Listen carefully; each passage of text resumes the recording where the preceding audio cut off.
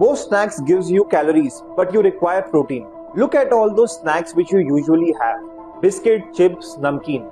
Those all have the same formula.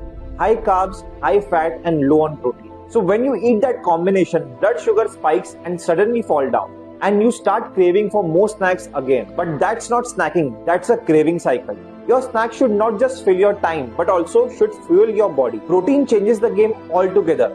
Protein gives you satiety. Protein gives the signal to your brain that I am full. And that's why the more you intake protein, the less cravings you have. Now, whey protein is fine, but it's a drink.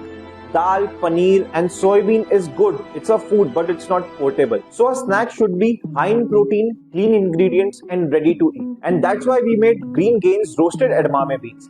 High protein, real food. So stop eating calories and start eating real protein. Follow to know more about protein, nutrition and how to stay fit as a vegetarian.